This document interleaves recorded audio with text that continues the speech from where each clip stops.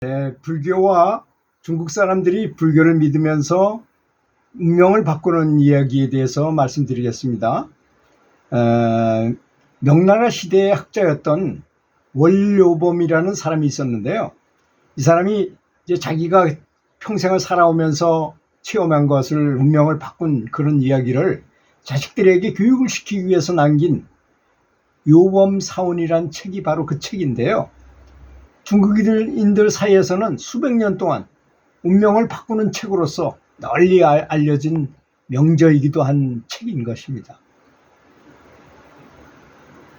원료범은 무슨 사연이 있어서 이러한 책을 쓰게 되었는가? 그는 일찍 아버지를 여의고 생계를 위해서 의학 공부를 하고 있었던 것입니다.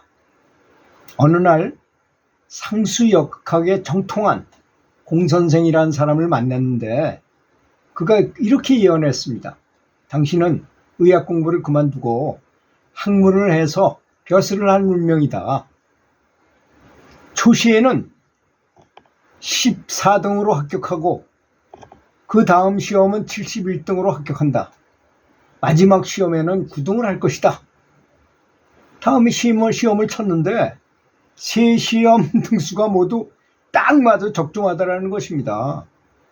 그 다음에 공선생은 모년에 공생이라는 직위에 가게 되고 공생에 뽑힌 후에 모년에는 사천성의 대윤이 될 것이다.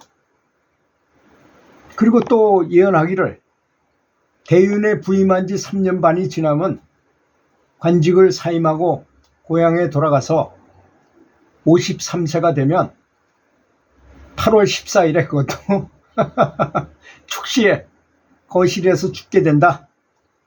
안타깝지만 자식은 없다. 라고 예언을 했다는 것입니다. 10대 후반에 들었던 이 예언은 관직 생활을 할수록 신기하게도 딱딱 들어맞더라는 것이었습니다. 그러니 이로 말미암아서 원료범은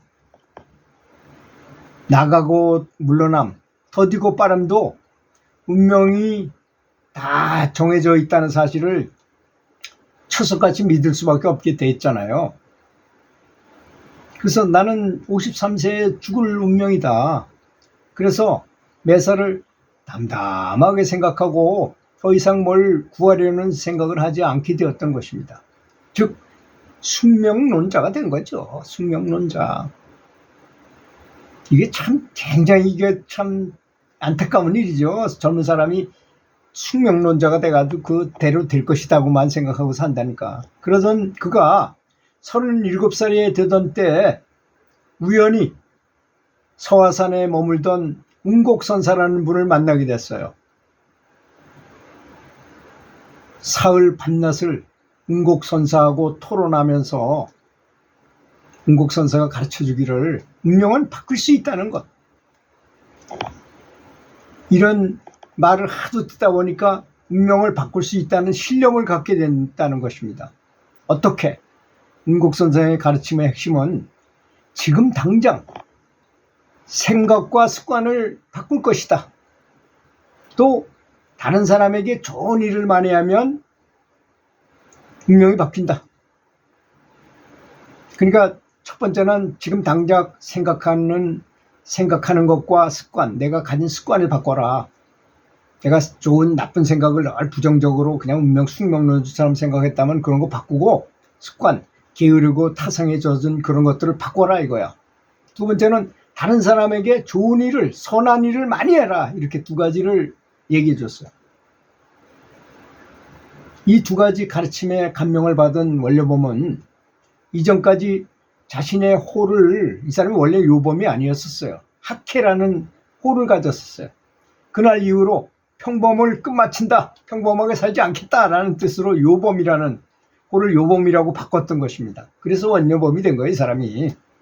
요범은 이후로 혼자 있을 때에도 항상 생각을 밝게 가지려고, 긍정적으로 긍정적인 마인드를 가지려고 노력했죠. 항상 감사하는 마음, 즐겁고 행복하고 아주 감사하는 마음을 가지려고 노력했고, 다른 사람들에게 공덕을 쌓기 위해서 항상 어떤 일이든 간에 최선을 다하게 된 것이었습니다. 원래몸에 의하면 사람이 생각을 바르게 가지고 꾸준히 노력하다 보면 신통한 꿈을 꾼다 그랬어요. 그건 뭐 은곡선사가 가르쳐준 내용이죠. 연부를 열심히 하면 그렇게 변하잖아요. 뭐 더러운 오물을 토해내거나 옛 성현이 자기를 손잡아 이끌어주기도 하고, 혹은 날아다니는 꿈을 많이 꿔요. 허공에 날거나 걷기도 하고, 좋은 깃발이나 보물 덮개, 기타 각종 훌륭한 사물을 얻는 꿈을 꾼다는 것이었습니다. 이러한 일들이 모두 다 업장이 사라지고 죄가 없어지는 증표라는 것이었습니다. 사실 이 사람은 운명을 바꾸는 것에만 관심이 있어서 이렇게 말한 거지만, 연불을 안 하시는 분들 입장에는 이거보다 더 많죠. 사실 더 많잖아요. 하지만 그렇지만 이 책에서 나왔던 원래보면 자식을 훈계하는, 자식이 뭐 불교를 믿는지 그런 거 모르지만 하여튼 교육시키기 위해서 한 거니까, 마음을 바꾸면 꿈의 내용이 달라지고, 꿈이 달라지기 시작하면 운명도 바뀌기 시작하는 조짐이라고 해석을 해도 된다고 그랬어요. 우리 연불자들은 제 말을 다 공감하실 겁니다. 연불을 해보면 뭐 몸에서 뭐 시커먼 연기를 내뿜는다든지, 시커먼 벌레들을 내보낸다든지, 또는 뭐 음식물 토해낸다든지, 또는 내가 몸이 날아간다든지, 아름다운 궁궐 속에 유리 같은 그런 건물 속을 날아다닌다든지, 이런 꿈을 많이 꾸게 되잖아요. 그런 게 다 상사로운 꿈이죠. 상사로운 꿈은 자기가 꾸고 나면 다 알 수 있죠. 이건 좋은 꿈이구나.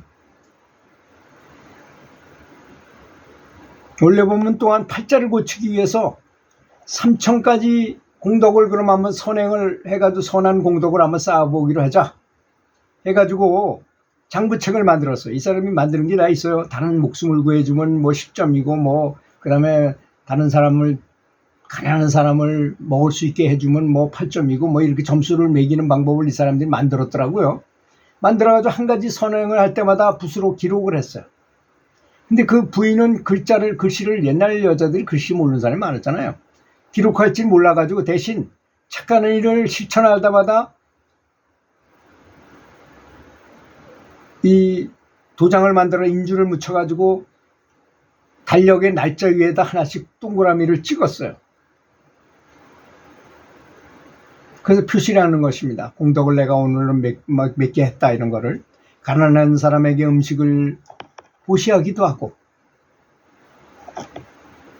때로는 살아있는 뭐 미꾸라지라든지 잉어라든지 고기라든지 이런 걸 사들여 가지고 방생을 하기도 하고, 하루에는 많게는 10개의 동그라미를 이렇게 찍기도 하게 되더라는 것입니다. 그 와중에 팔자에도 없다던 아들을 낳게 되었어요. 그리고 몇 년이 지나서 드디어 3,000개의 동그라미가 완성이 됐어요. 자기들이 원하던 3,000개의 공덕을 쌓자는 3,000개가 됐어요.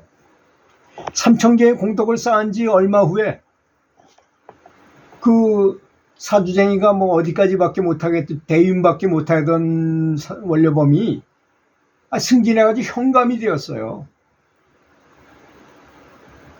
현감이 된 후에는 다시 1만 공덕을 10,000개를 더 쌓아보자, 이렇게 결심하게 되겠죠. 아무래도 더 많이 해보자. 그런데 현감이 막상 돼 보니까 하루 종일 관청에서 자리를 지키고 뭐 판결을 해야 되고 뭐 이렇게 근무해야 되는 문제가 발생하더라는 것입니다.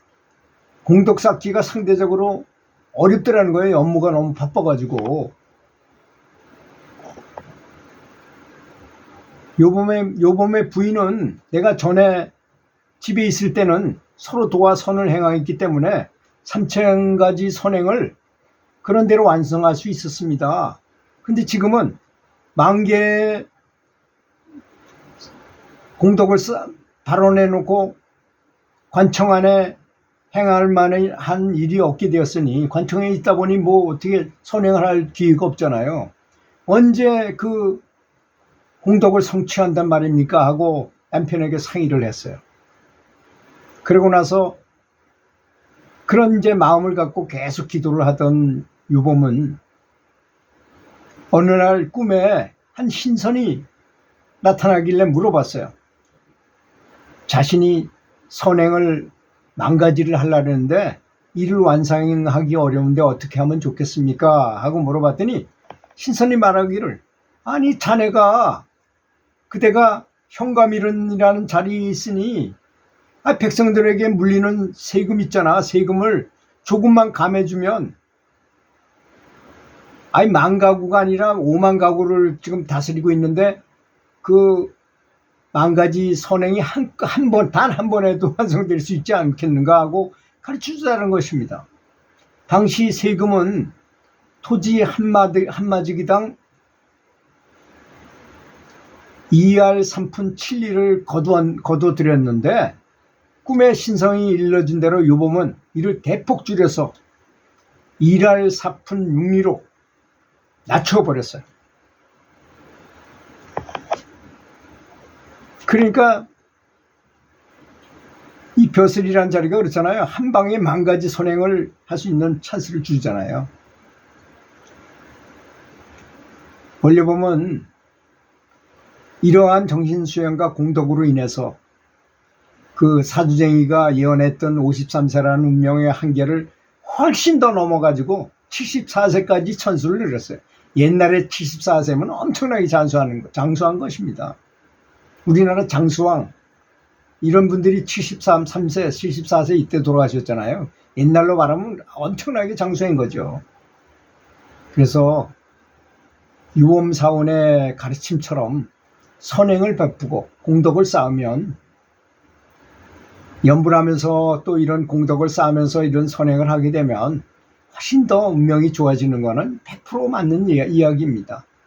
그래서 저는 연불하면서도 항상 생각과 말과 행동을 이렇게 선행을 쌓으면서 같이 연불을 하신다면 훨씬 더 공덕이 더 많으리라고 확신합니다.